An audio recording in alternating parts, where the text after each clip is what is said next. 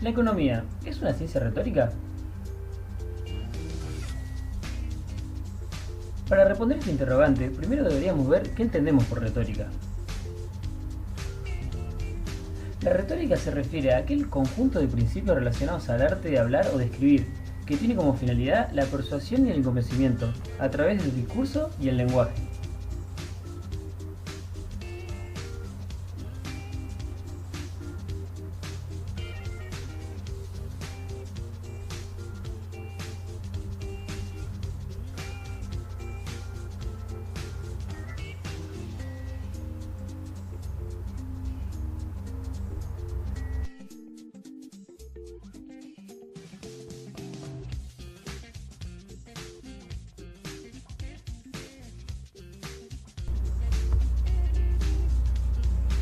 McCloskey, en su libro de 1998, la define como una forma literaria de examinar la conversación, como el estudio de cómo convence a las personas. De ahora en más, vamos a seguir de cerca a esta autora, que ha dedicado grande esfuerzo al estudio de la retórica y en su aplicación a la economía.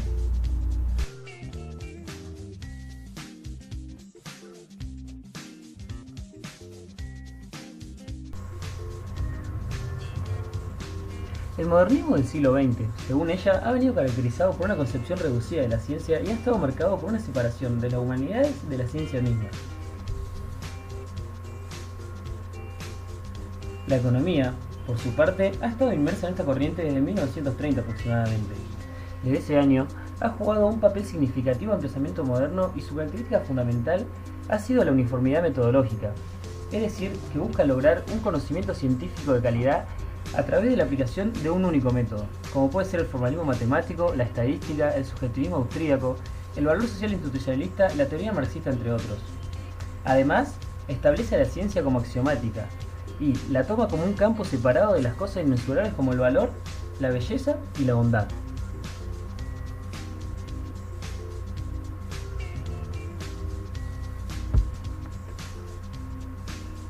La retórica, entonces, de la mano de McCloskey, surge como una forma de resaltar las características conversacionales de la ciencia económica, y para redirigir la atención de los economistas desde el paradigma modernista hacia el interés de la argumentación y la persuasión.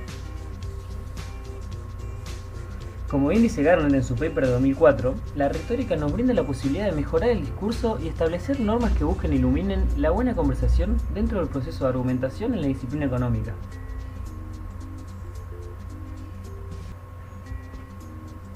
McCloskey, por lo tanto, propone la retórica como una invitación a dejar de lado la irracionalidad de rango reducido de argumentos para pasar a la racionalidad de discutir como seres humanos. Una invitación al libre discurso.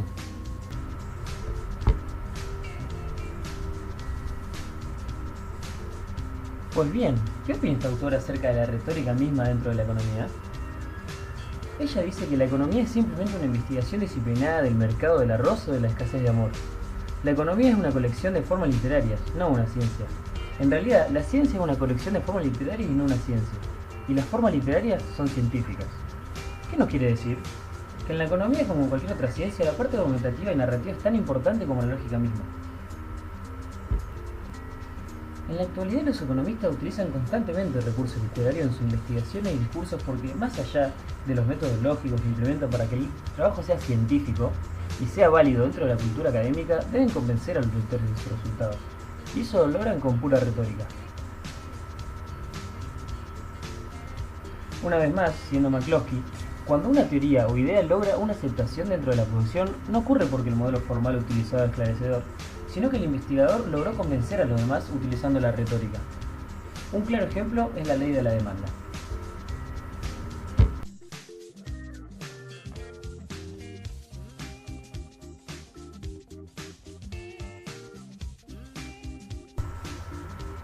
Ella misma asegura que cuando los economistas tratan de convencer a otros de la veracidad de la ley, utilizan varios argumentos, como pueden ser contrastaciones estadísticas complejas de economía en su conjunto con resultados poco convincentes, o demostraciones poco globales de numerosos mercados que obtienen buenos resultados con la ayuda de elementos literarios, o someter a la ley contrataciones experimentales que tampoco dan mucha luz sobre la ley, así como también la introspección, experimentos imaginados, casos relevantes, tradición del mercado o tradición de la profesión. Y por último, también utilizan otro argumento como es el persuasivo para aplicar la simetría a la ley de la oferta, la definición y analogías.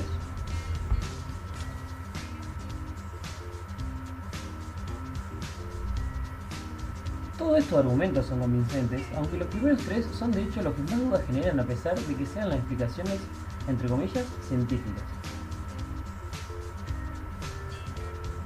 Las otras explicaciones son recursos literarios que los economistas usan en gran medida si tuvieran que explicar, en este caso, la ley de la demanda.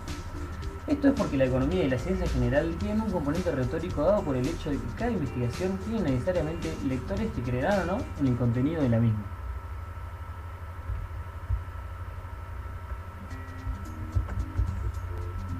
Ahora bien, aunque hemos dicho que la economía en sí es retórica por la presencia de argumentos narrativos dentro de sus discusiones, podemos notar que en los últimos años la conversación dentro de la disciplina, como dice McCloskey, se ha enriquecido bastante.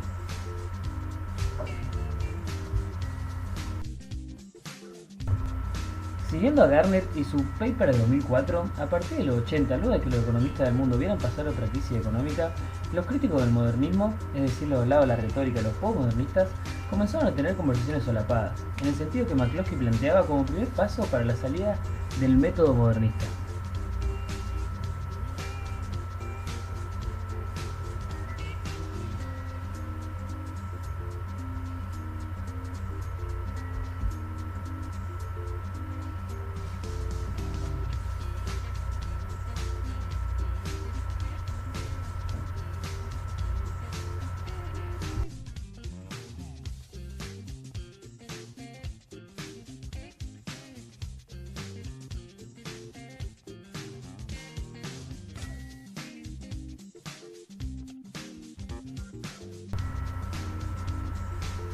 Dentro del posmodernismo se empezaron a presentar diversas posturas frente a ciertos aspectos metodológicos, lo que llevaba a diferenciarlos, por ejemplo, entre los de izquierda y los de derecha. Así se fueron enriqueciendo las conversaciones a lo largo de esta década y la del 90. De este modo, siguiendo a Ruccio, un aprendizaje mutuo ha venido ayudando a redibujar la línea filosófica entre los críticos del modernismo.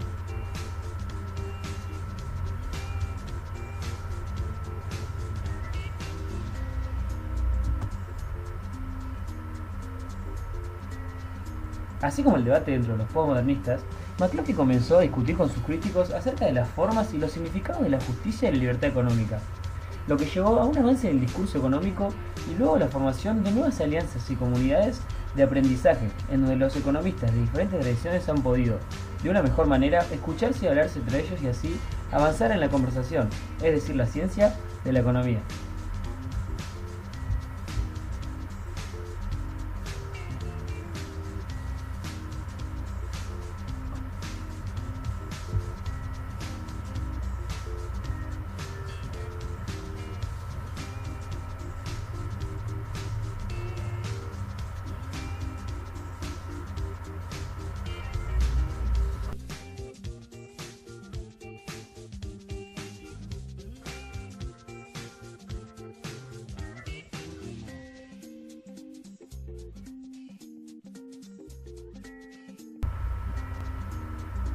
Como otro ejemplo del avance en estas conversaciones superpuestas, podemos ver el ida y vuelta entre McCloskey, que postula que la estructura institucional actual de la disciplina es más o menos consistente con los requerimientos del libre discurso, y sus críticos, que ven con mayor recelo la apertura y eficacia de la conversación actual.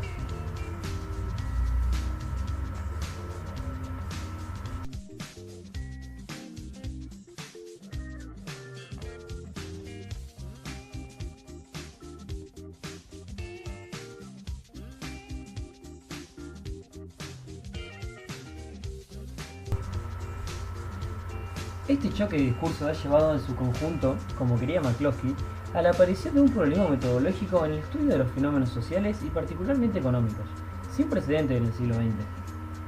Y es que este ha surgido en gran parte como respuesta a las demandas de los mismos estudiantes y académicos, cansados de, citando a Garner, aprender las herramientas de la economía del mainstream pero no su dominio de aplicabilidad ni la existencia de teorías alternativas.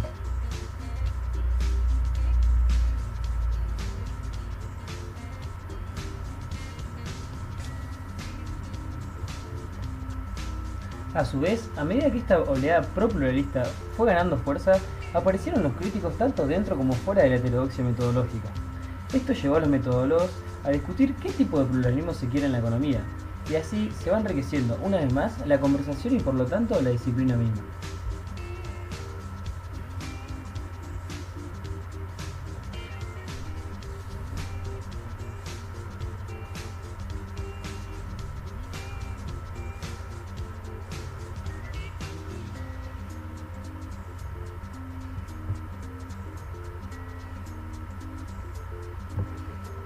Muy bien, si ahora comparamos este escenario con el de mediados del siglo XX, podemos advertir un salto en la conversación económica, en el sentido de que hay un mayor pluralismo metodológico.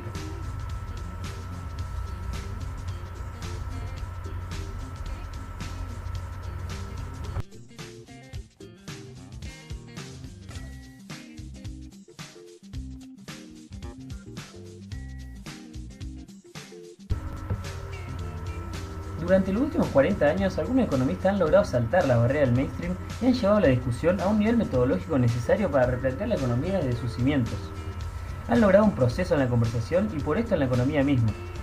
Por lo tanto, concluimos que la economía, como disciplina en sí es retórica, pero lo es aún más que hace medio siglo.